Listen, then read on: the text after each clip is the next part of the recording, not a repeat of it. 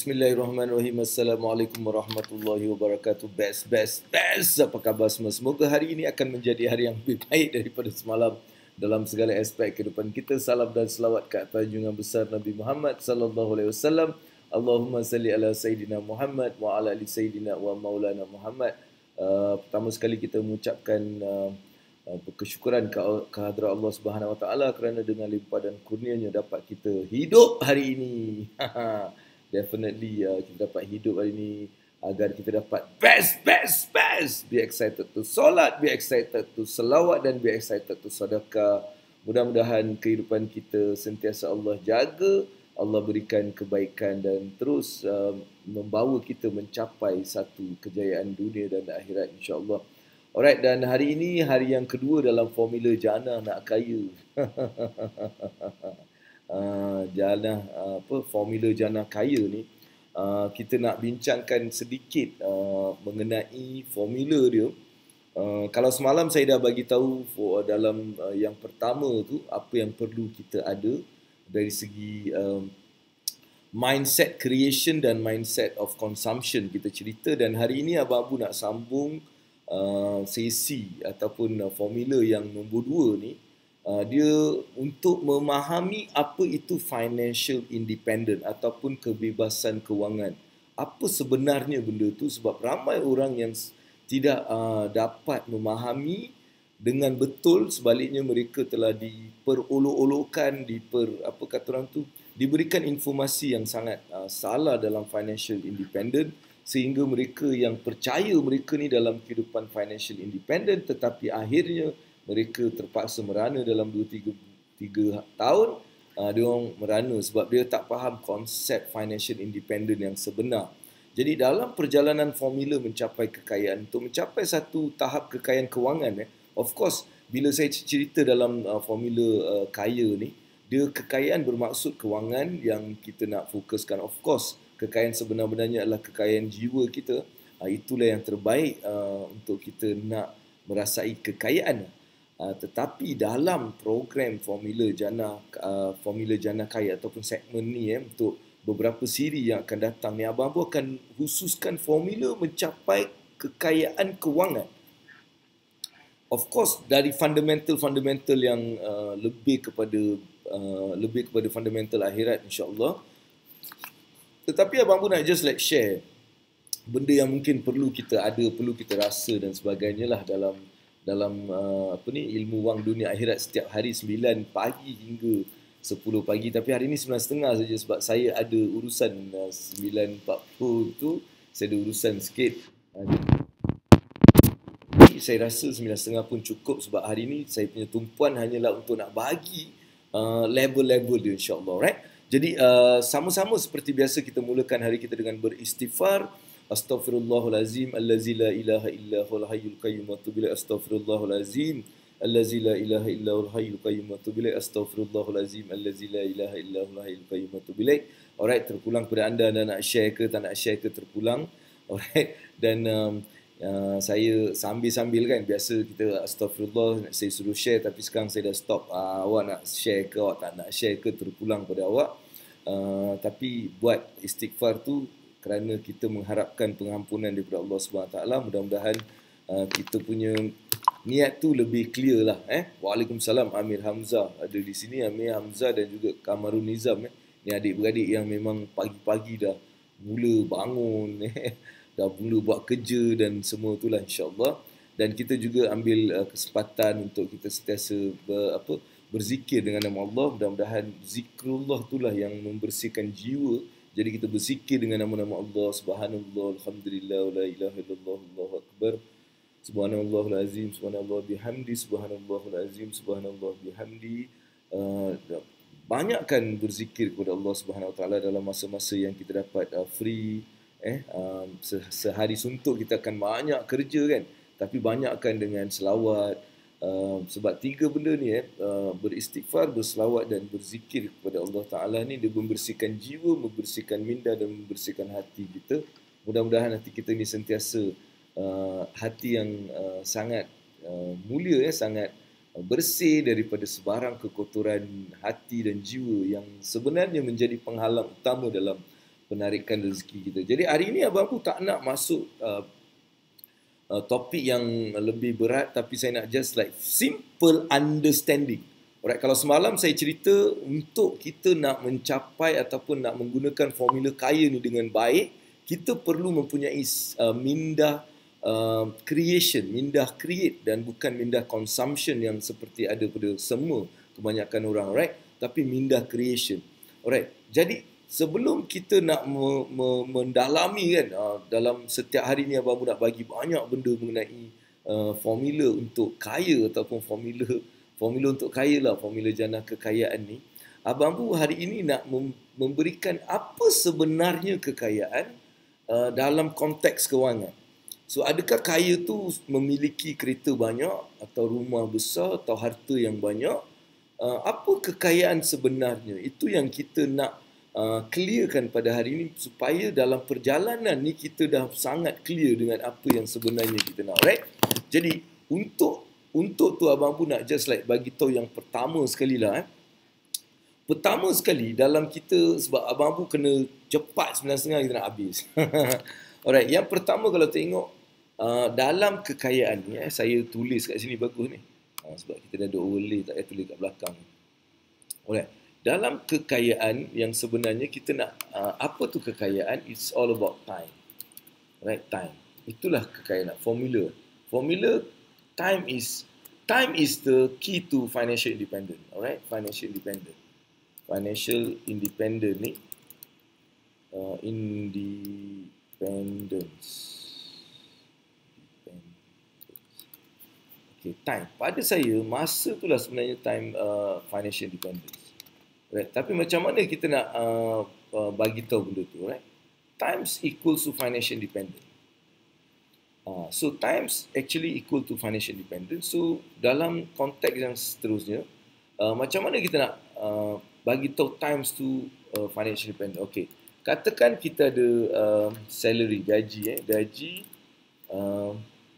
gaji adalah 3,000,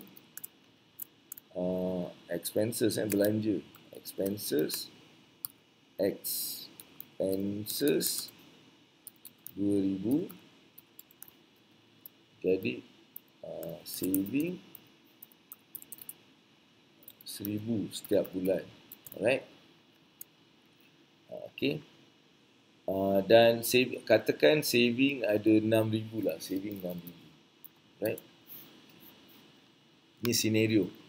Right, kita nak bagi senario ni. Right, katakan gaji 3,000. Right, gaji dia 3,000, expenses dia 2,000. Right, setiap bulan, dan dia ada simpanan 6,000. Okay, dalam konteks nak kita tahu kekayaan dia sebenarnya, kita ambil saving tu tolak expenses. Right, savings tu kalau kita bahagi dengan expenses, alright, dia punya formula dia adalah okay, katakan in case gaji tak ada. Alright. So in case gaji tak ada adalah, so saving 6,000, saving 6,000 dibahagi jadi 3. So ni dia punya kira-kira lah untuk kita nak tahu apa itu financial independence, alright, ataupun apa itu the real kekayaan yang sebenar adalah, katakan gaji dia 3,000, expenses 2,000. Jadi, dan katakan dia ada 6,000 simpanan. Di masa gaji dia tak ada lagi, maksudnya dia tak dapat pendapatan lagi, berapa lama sebenarnya dia boleh hidup dengan perbelanjaan 2,000? Jadi, dia boleh hidup untuk 3 bulan. Maksudnya 3 bulan lah kekayaan. Jadi, kekayaan ni dinilai dengan masa. That is the real kekayaan. Jadi, kalau nak tahu berapa kayanya awak ambil semua harta awak tu, awak bahagikan dengan apa perbelanjaan awak, dan awak tengok berapa lama awak boleh hidup. Jadi kekayaan ada orang mungkin 3 bulan, ada orang 3 tahun. Jadi kita nak tengok berapa besar kekayaan. Itu cara menilai kekayaan. Alright, supaya kita dapat some idea, bila kita buat sesuatu kita tahu, aku nak mencapai kebebasan kewangan, jadi apa keadaan aku sekarang. Jadi itu yang sebenarnya kita nak fokus. Tetapi dalam keadaan yang kita tengok ni, bila nak kaya je, orang fokus pada benda-benda yang material yang sebenarnya luput dia punya nilai dia. Right? Mungkin mereka juga menambahkan hutang-hutang yang begitu besar sehingga ada kala yang terpaksa terjerat disebabkan mindset dia yang rasa itulah kekayaan. Dan kalau tengok dia balik ke semula kepada mindset consumption. Dia kena ada security. Dia rasa itu. Sebenarnya itu adalah satu kesilapan yang sangat jelas tapi memang tak diberi perhatian. Alright? Tapi Abang Abu just nak bagi pada hari ini 3 level. Kalau kita ambil ni 3 level dalam financial independent. Level yang pertama, kalau kita tengok level yang pertama adalah dia, okey, dalam kita nak memahami benda ni, dia ada beberapa benda juga kita nak faham. Satu adalah passive income. Sebab saya akan gunakan benda ni. Alright, passive income. Okey, apa tu passive income? Alright, passive income. Alright, passive income. Ini adalah satu income yang akan sentiasa kita dengar bila datang bab kewangan. Alright, bab financial independent ni kita selalu dengar pasal passive income. Alright.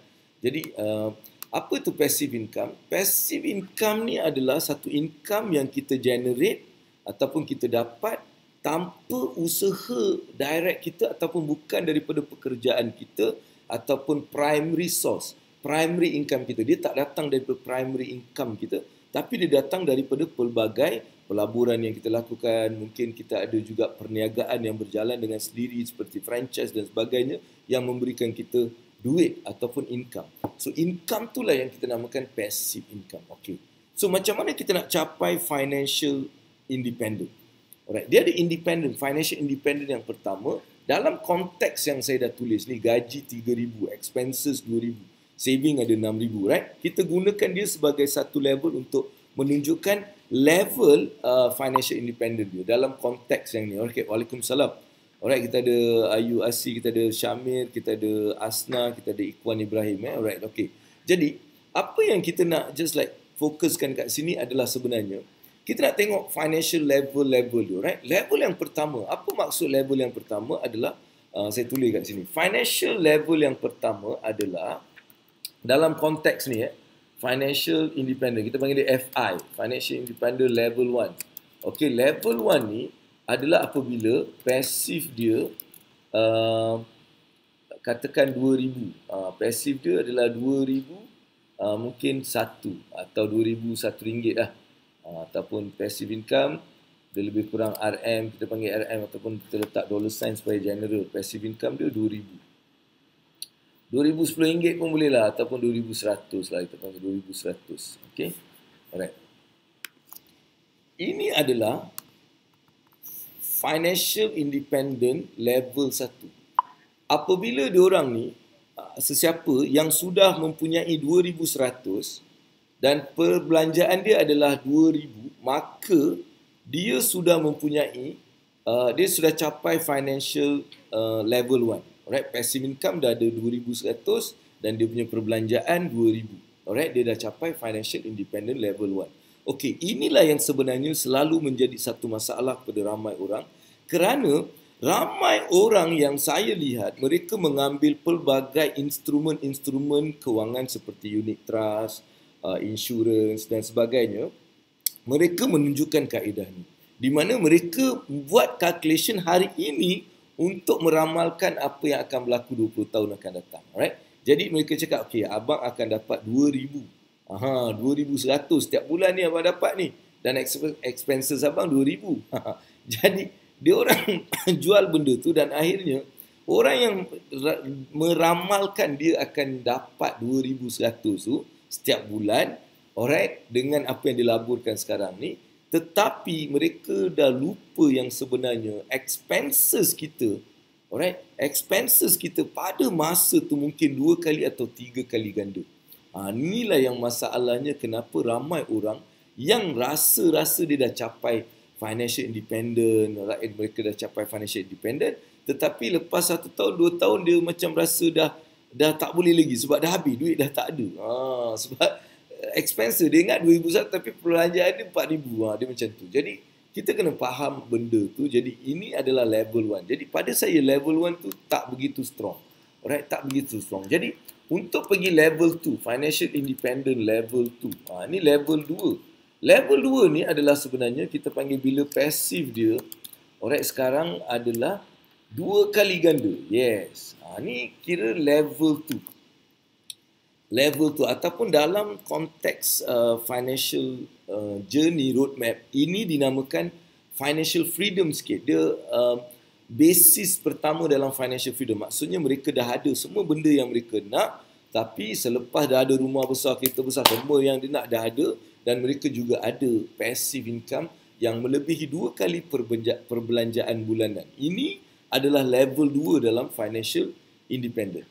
Alright, and then of course, level 3 adalah yang perlu kita dapatkan dalam dunia reality.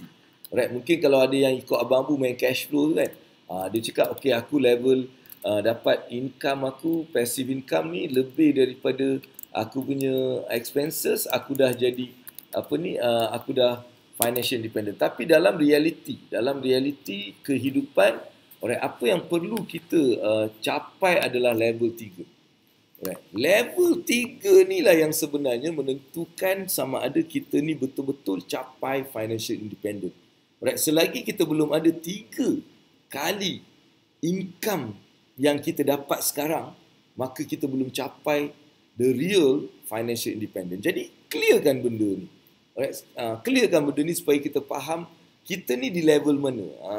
Sebab kalau kita masih level 1, dia belum kita kata orang tu belum boleh nak berbangga diri ataupun kita boleh rasa relax dan sebagainya, sebab perjalanan sebenar kita bermula apabila kita dah settle passive income ataupun financial independent level 3, iaitu passive income yang 6,300. Alright, inilah sebenarnya perjalanan. Hello, jangan salah sangka yang first time datang ni Abang Abu buat MLM ke apa ni. Dia macam susunan MLM je ada level-level. Tak, ini adalah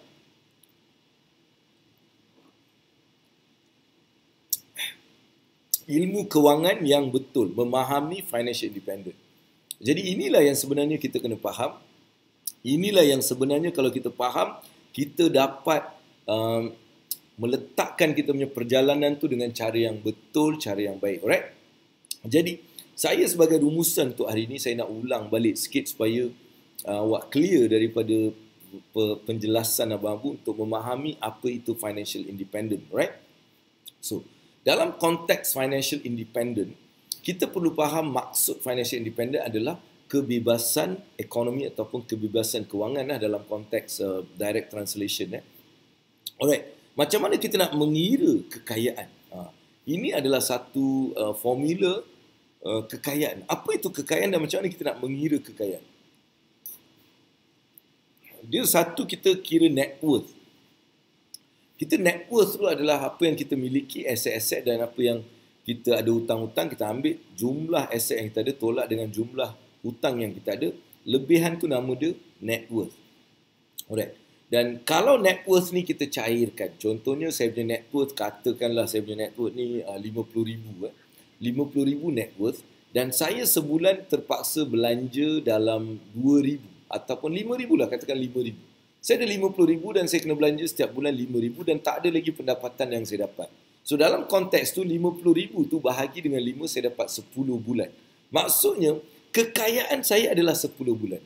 Itu cara mengira kekayaan. Dan sekarang dalam konteks yang Abang Abu dah letak kat depan ni, gaji 3,000, expenses 2,000, dia ada saving 6,000. Dalam satu situasi di mana mereka tak ada lagi pendapatan, gaji terputus, tapi expenses takkan terputus. Expenses tu memang kena ada. Kau kerja ke tak kerja, kau memang kena bayar. Jadi sekarang, kalau dalam konteks ni, aku punya perbelanjaan 2,000 setiap bulan, income dah tak ada, 6,000 simpanan, berapa lama aku boleh actually hidup dengan perbelanjaan sama? Jadi 6,000 tadi, kita akan bahagi dengan 2,000, kita dapat 3 bulan. Maksudnya, 3 bulan saja kekayaan saya. Itu konteks tu. Jadi sekarang, kita kira kekayaan kita untuk kita tahu berapa sebenarnya kekayaan kita.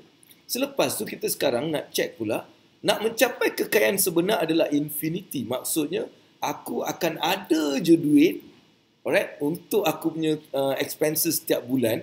Aku akan ada je duit, setiap bulan aku akan ada duit, alright, tanpa aku nak kerja. Jadi, Benda tu sebenarnya kita namakan dia passive income. Passive income adalah income yang kita generate daripada pelaburan kita, benda-benda yang kita dah sediakan daripada awal, dan setiap bulan dia bagi duit tanpa memerlukan banyaklah input daripada kita ataupun banyak tenaga daripada kita. Contohnya, kita beli satu rumah dan kita sewakan rumah tu. Mungkin katakan rumah tu dah habis bayar lah, kita beli cash. Contohnya RM100,000, RM200,000 kita beli cash.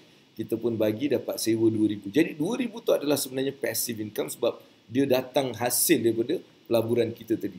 Dan kalau ada loan bank, then RM1,000 katakan. Jadi RM2,000 ni tolak RM1,000 tadi, kita ada RM1,000 passive income. Jadi itulah passive income. Alright? Okay now. Jadi dalam konteks mencapai financial independent, passive income memainkan peranan yang sangat penting kerana bila awak tak ada pekerjaan, passive ni dia masih kasih lagi duit. Dia masih kasih lagi duit. Betul? Jadi untuk tu kita kena sediakan passive income. Tetapi dalam konteks kehidupan realiti, passive income walaupun contohnya kita dah sewa kat satu orang, kita dapat dah RM2,100 dan kita pun bolehlah belanja hidup. Tapi apa kata kalau mungkin dalam 6 bulan lepas tu orang tu tak menyewa lagi. Jadi bila dia tak menyewa, kita dah tak ada income. Masa tu kita akan jadi macam masih belum capai financial independent yang betul. Alright, level 1 tu. Jadi kita kena usahakan ke level 2. Jadi pendapatan kita ni passive income RM4,000 lebih. Mungkin kita ada 2 property. Jadi dan kita memerlukan perbelanjaan RM2,000. Dan dalam konteks tu kita dah level 2. Maksudnya kita ada kekuatan walaupun mungkin satu ni tak ada, kita masih dapat RM2,000 lebih untuk meneruskan perjalanan kehidupan kita. Jadi yang patutnya dalam konteks kehidupan realiti kita perlu meletakkan financial independent level 3 tu sebagai kita punya matlamat. Jadi apa tu financial independent level 3? Mencapai passive income sebanyak RM6,300. Maksudnya dalam konteks ni 3 kali ganda daripada passive income pertama tadi. Jadi ini dengan ni kita ada RM6,000 lebih dan kita setiap bulan belanja RM2,000. Maksudnya kita ada financial independent yang strong. Maksudnya walaupun mungkin satu tak ada, kita masih dapat meneruskan dengan cara yang baik, cara yang biasa, cara yang akan menunjukkan kita ni betul-betul dalam financial independent, di mana inilah yang sebenarnya satu tahap yang akan memberikan anda satu freedom masa yang boleh digunakan untuk pelbagai benda yang awak nak capai. Awak nak capai apa? Awak nak buat beratus juta, dipersilakan sebab awak tak ada masalah-masalah yang perlu awak nak fikirkan untuk expenses setiap bulan dan sebagainya. Awak mungkin ada hobi-hobi tertentu untuk awak buat bersungguh-sungguh. Mungkin awak ada impian-impian tertentu, awak dah boleh mula mengorak langkah untuk merealisasikan impian-impian tersebut. Itulah kekuatan financial independent. Sebab bila kita dapat capai tahap financial independent level 3, kita mempunyai time freedom untuk kita betul-betul fokuskan diri kita dalam nak buat apa saja. Kita boleh lebih beribadah, lebih kata orang tahu ibadah kita ni lagi kita boleh khususkan. Right? Kita tak ada macam kita punya masa yang banyak untuk kita melakukan kebaikan, kan? Kita tak perlu risau sebab financial independent ni sudah memadai untuk kita hidup dengan cara yang luar biasa. Ramai orang tersilap langkah dengan mengira topik ataupun satu perkataan jutawan. Jutawan ni sebenarnya dia tak ada satu formula untuk kita nak mengira apa tu jutawan. Adakah kerana dia mempunyai aset bernilai, net worth dia bernilai 2 juta, dia jutawan? Ada yang kira macam tu. Ada yang kira macam setiap bulan aku dapat juta, aku jutawan. Ada yang setahun sejuta, jutawan. Jadi ini memberikan satu apa kata orang tu, clarity yang tak begitu jelas. Itu yang menyebabkan kalau kita tengok ramai orang dia dalam macam-macam berlumba-lumba untuk menunjukkan diri dia ni macam jutawan dengan memiliki aset-aset yang akan melambangkan jutawan. Tetapi kalau kita lihat orang-orang yang betul-betul mencapai tahap financial independent adalah mereka mungkin tidak mempunyai material-material yang menunjukkan yang boleh ditunjukkan. Sebaliknya mereka mempunyai aset-aset yang menjana passive income. Alright, dan mereka mungkin hidup dalam keadaan yang kata orang tu sederhana. Itu terpulang pada masing-masing. Tak semestinya awak nak jadi financial independent awak kena hidup sederhana. Tak. Awak boleh hidup kaya raya dengan belanja mewah dan sebagainya, tetapi awak belanja semua benda tu daripada passive income awak tadi. Sebab tu bila awak berada di level 3 tadi, awak boleh berbelanja dengan tak ada kata orang tu restrictions. Because now it's time to apa kata orang, kita dah see it kan, kita taste it, kita enjoy our journey, kita have a lot of good things, fun in our life. Jadi ini sebenarnya akan menjadikan fun kita ataupun apa yang kita buat lagi jelas lah, lagi best lah. Jadi inilah yang Abang Abu nak just share dengan anda semua pada hari ini, insyaAllah.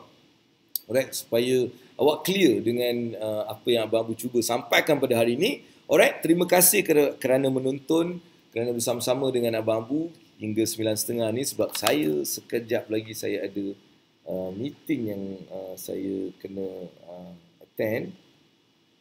Tapi saya just akan menunggu queue daripada mereka. Kalau queue tu dah ada, then saya akan.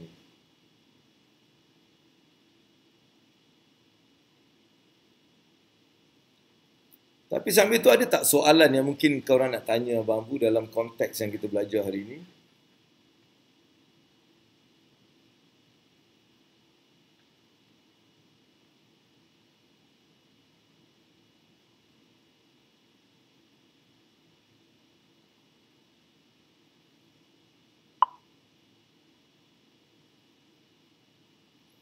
Ada kesoalan? Okey, terima kasih atas perkongsian pagi ini, insyaAllah, Nur Hasina. Alright, dan jangan lupa untuk anda daftarkan diri segera ke program ni, insyaAllah. Program goal getting ni. Jangan lupa untuk apa ni, ke goal getting ni. Ni program goal getting ni jangan lupa. Cepat-cepat daftarkan ke program ni. Kat bawah ni, bawah ni. Ni program ni, cepat. Alright, program ni daftarkan untuk bersama-sama kita ada banyak, sebab dalam kita nak mencapai financial independent ni, financial freedom tu pula sebenarnya adalah apabila kita sudah mencapai segala impian-impian kita. Segala impian-impian kita bila kita dah capai dan kita sudah melebihi tahap passive income level 3. Alright, level 3 punya passive income dah ada. Kita dah capai semua matlamat kita, rumah besar kita, kita ada kata orang tu, kita ada perniagaan yang bagi kita banyak ni. Apa-apa saja impian-impian kita yang kita listkan tu, semua tu kita dah capai. Lepas tu kita masih ada passive income level 3 yang ke atas. Maksudnya kita 3 kali ganda cukup daripada apa yang kita perlukan. Level 3 ni 6,300 mengikut mengikut konteks ataupun case study yang saya buat dekat sini. Tapi dalam realiti kalau awak punya perbelanjaan 10,000, awak punya passive income 30,000. 30,000 setiap bulan awak dapat, dan awak perlu 10,000 saja, dan awak ada 20,000 lagi untuk awak nak melabur, awak nak buat apa dan tambahkan dan sebagainya. Boleh hidup prinsipal Islam yang sebenar, 131313, 1/3 untuk kita, 1/3 untuk kita sedekahkan, 1/3 untuk kita laburkan. Jadi kita boleh go towards that kind of thing, dan awak nampak benda tu akan terus generate lagi, dia takkan habis. Itulah keistimewaan beauty of financial independent kalau kita boleh capai. Jadi financial freedom pada Abang Abu adalah apabila kita sudah mencapai semua impian yang kita dah listkan. Right, dah capai semua ni. Banglo dah beli 3, Ferrari dah ada 4 biji, Lamborghini ada 12 biji. Katakanlah kalau itulah awak punya matlamat kan. So semua ni dah ada, dan awak juga ada setiap bulan pasif yang melebihi 2 kali ganda daripada apa yang awak perlu. Awak perlu 10,000, awak ada 30,000. Maksudnya awak ada 3 kali ganda apa yang awak perlu kan. Jadi kat situ awak sudah mencapai financial freedom. Right. Lepas tu kita ada absolute financial freedom. Absolute financial freedom adalah apabila kita sudah tak ada masalah dengan apa pun duit, tak ada masalah dah. Kan? Kau nak beli KLCC pun boleh beli. Tak ada duit. Ada duit. Kau nak buat apa pun ada duit. Itu absolute financial freedom. Right? Tapi Abang Abu nak kita fokus pada financial independent. At least level 1 tu pun dah kira dah bagi awak idea apa yang kita boleh buat untuk kita meningkatkan kita punya level financial independent. Right? Jadi inilah yang sebenarnya Abang Abu juga ajar dalam program-program Abang Abu yang dinamakan Scholar of Financial Freedom. Scholar of Financial Freedom adalah sekolah 10 bulan di mana kita akan belajar step by step, terperinci daripada mana kita ke like financial independent tahap 1, tahap 2, tahap 3 dan sebagainya, right? Itu sebenarnya satu program yang Abang Bu siapkan untuk sesiapa sahaja yang mempunyai impian untuk mencapai financial independent, tak kira dia orang yang berniaga ke, dia orang bekerja ke, dia doktor ke, dia penyapu apa, dia pembersih ke, doesn't matter. Everybody have the same, kata orang tu, the same opportunity, peluang yang sama untuk setiap orang mencapai financial independent. So itu beauty of financial independent, right? Tak kira awak ni buat apa, awak masih boleh mencapai dengan teknik, dengan strategi, dengan structure, dengan apa tu, dengan formula yang disediakan tu kita boleh capai. Itu ke bestnya jadi mencapai financial independent, right? So kita ada Nur Hasina kat situ, kita ada juga Saidati dan kita ada Kak Suhana tadi dah tanya soalan tadi. Alright, sekarang ada apa-apa soalan ke, sebab saya menunggu juga, sambil saya tunggu saya boleh ni. Alright, saya masih tunggu.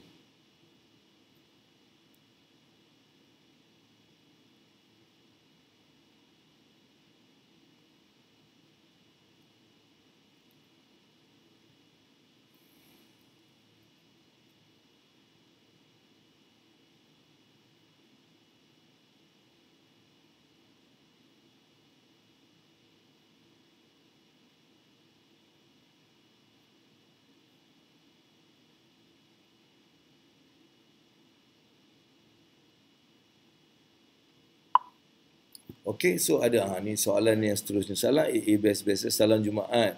Ceria, salam menghibah, salam kasih sayang terhadap you and all. Wow, dia cakap. Alright. So hari ni kita dah nampak kita belajar something. Saya rasa dia memberikan sedikit understanding about passive income and everything.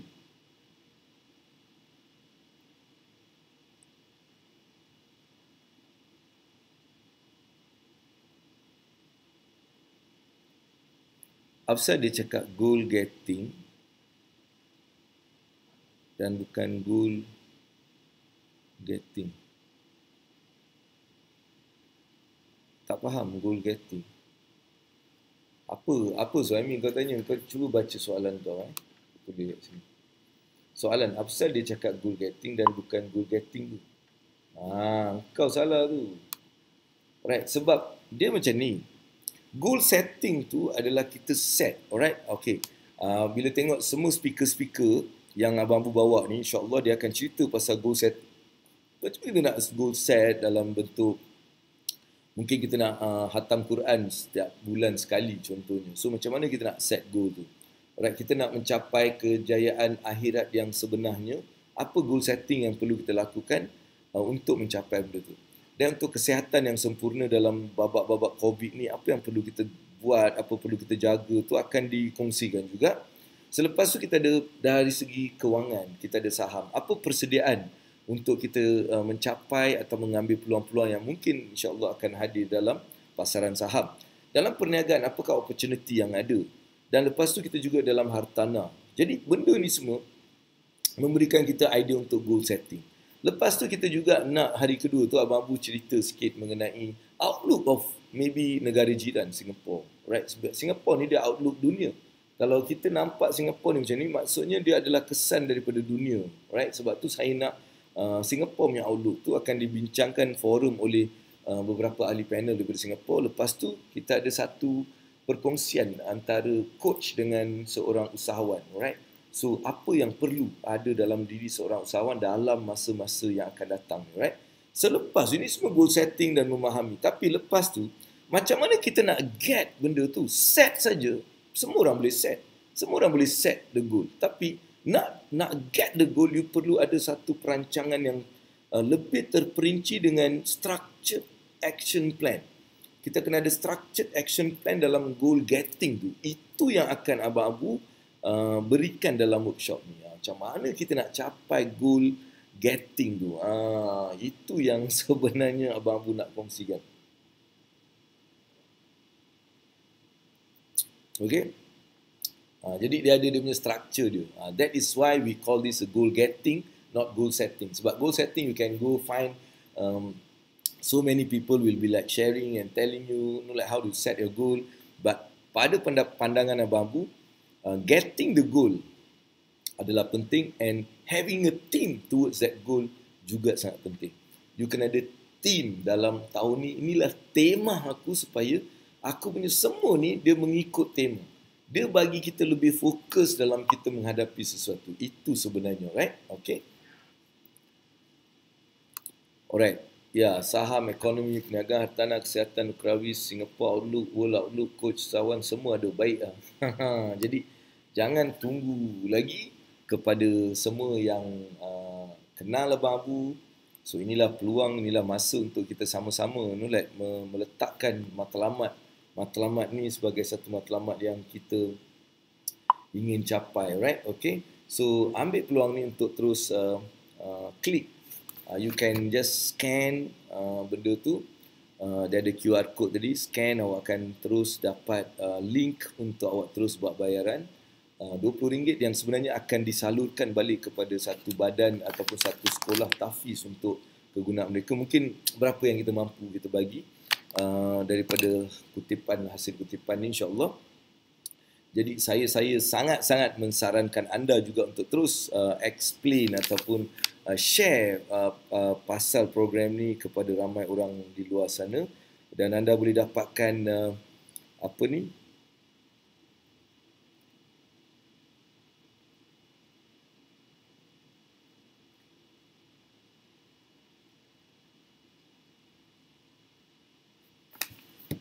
Alright, jadi itu sajalah saya rasa. InsyaAllah besok kita akan masuk ke chapter yang kedua dalam formula kaya ni.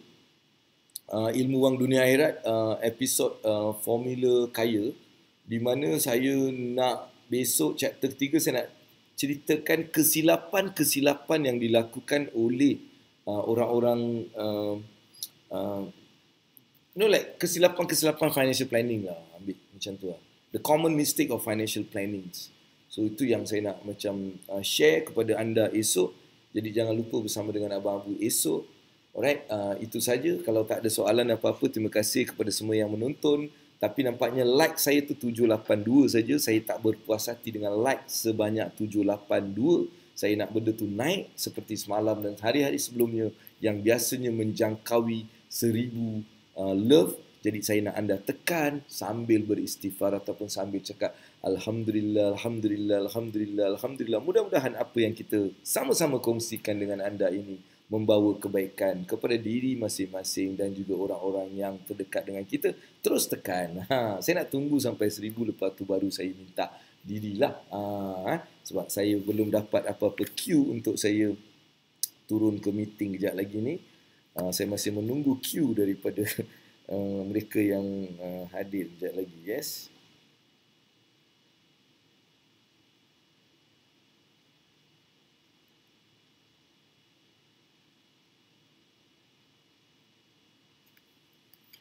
Okay, so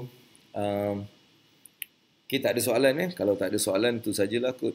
Tapi kita ada 900 saja. Tak lagi sikit lagi. Ramai-ramai tekan love dah sampai dah. Ini yang 12,000 tengok ni buat apa ni? Tengok je. Cuba tekan love. Love tu tekan love banyak-banyak.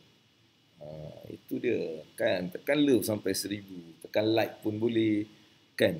Lepas tu siapa yang dah share, terima kasih lah. Saya harap share, sebab benda ni ada info-info yang very simple untuk orang faham.